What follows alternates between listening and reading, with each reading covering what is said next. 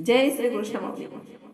देव तिळी आला, देव तिळी आला, गोडे गोड जीव धाला.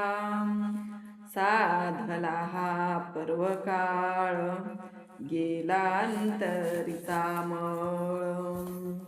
पाप पुण्य गेले, पाप पुण्य गेले, एका स्नानेची खुंटले. तुका म्हणे वाणी, शुद्ध जना जनार्दनी. पांडुरंगा करू प्रथम नमन, पांडुरंगा करू प्रथम नमन. दुसरे चरण संतांची, दुसरे चरण संतांची. संत कृपादाने कथेचा विस्तारू, संत कृपादाने कथेचा विस्तारू. बाबाजी सद्गुरुदास तुका, बाबाजी सद्गुरुदास तुका. प्रस्तुत कीर्तन रूपी सेवेकरिता निवडलेला हा अभंग 4 चरणाचा असून जगद्वंदे जगद्गुरु श्री संत तुकाराम महाराज ह्यांचा अभंग आहे. आणि देव तिळी आला म्हणजे तीळ संक्रांती आणि एकादशी हे दोन्हीचा पर्वकाळ आलेला आहे माऊली. म्हणून देव तिळी आला, गोडे गोड जीव धाला. देव तिळी आला, गोडे गोड जीव धाला. संत तुकाराम महाराज म्हणतात देव तिळी आला. मग देव तिळी कसा आला?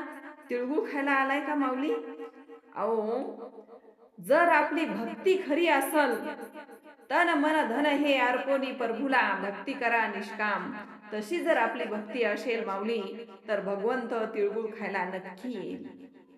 पितामह भीष्म बाणाच्या शय्येवर पडलेले आहेत, संक्रांत जवळ आलेली आहे. आणि त्या पितामह भीष्मला असं वाटत होतं माझा देव मला कधी भेटल. मग इकडे परमात्मा आपण भक्ताच्या मनातलं जाणतो माऊली.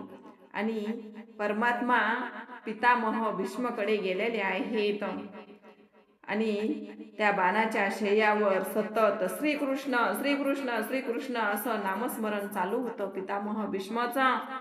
आणि तितक्यात पांडुरंग दिसलेले आहेत. पांडुरंग म्हणजे कोण? पांडवाच्या घरी काम करणारे जे राबणारे आहेत ना, त्याला म्हणतात पांडुरंग. श्रीकृष्ण परमात्मा. आणि ते दिसले पितामह भीष्माला एवढा आनंद झालेला आहे. वा वा वा, अंतकाळीचा सोयरा माझ्या जवळ आलेला आहे.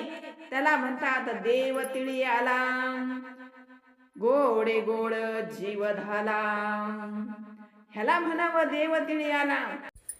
माऊली, देव तिळी येण्यासाठी आपल्याला काय करावं लागल? आपल्याला भगवंताचं नामस्मरण करावं लागल.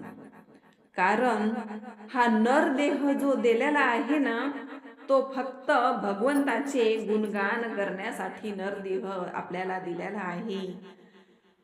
पण आपण मात्र ह्या नरदेहात येऊन दुसरंच काही करत बसलेलो आहेत.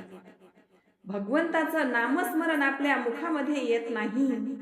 संत जनाबाई छोट्याशा असताना पंढरपूरला गेल्या तर त्या पांडुरंगाच्याच होऊन बसलेल्या आहेत. संत जनाबाईनं म्हणावं, सुंदर माझे जाती ग फिरते बहुत, ओव्या गाऊ कौतुके तू ये रे बा विठ्ठला. ओवी ऐकल्या बरोबर पांडुरंगाने धावत यावं आणि जनाबाईला दळू लागावं. मग सांगा, देव तिळी आला. आपल्याच्याने माणसं पण तिळी येत नाहीत माऊली. आणि हे भक्त साधे नव्हते, त्यांनी देवाला तिळी करून घेतलं. म्हणून त्यांचे काहीतरी आपल्यावर पण संस्कार पडू द्या आणि आपण पण देवाला तिळी करा. विठाला विठाला विठाला विठाला विठाला विठाला विठाला. नामदेव महाराज, छोटेसे नामदेव आणि त्यांचे वडील दामाशेट्टी एकदा ते बाजारात गेले असता नामदेवाला सांगितलं, नामा तू मंदिरात जा आणि देवाला नैवेद्य घेऊन. मग नामदेव महाराज हातात नैवेद्य घेतला आणि मंदिरात गेलेले आहेत. देवाची पूजा केली आणि सांगितलं, भगवंता जेवण्याकरिता यावं. पण भगवंत मात्र यायला तयार नाही. नामदेव महाराज विनवणी करून कंटाळले, पण देव यायला तयार नाही. का रे देवा, माझ्यावर रागावलास? माझे पिताजी रोज येतात आणि ते जेवतात, पण आज तुला काय झालं सांग बरं. माझ्या हातचं आवडत नाही का? जर मी तसाच नैवेद्य घेऊन गेलो ना, तर माझी आई गोनाई मला मारेल.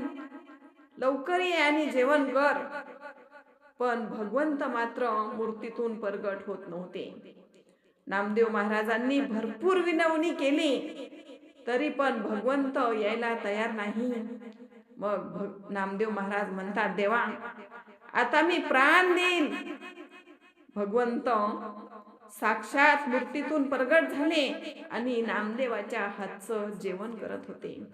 ह्याला म्हणतात देव तिळ्याला. अभंगाचं पहिलं चरण. देव तिळ्याला, देव तिळ्याला, गोड गोड जीव झाला. देव तिळ्याला, देव तिळ्याला, गोड गोड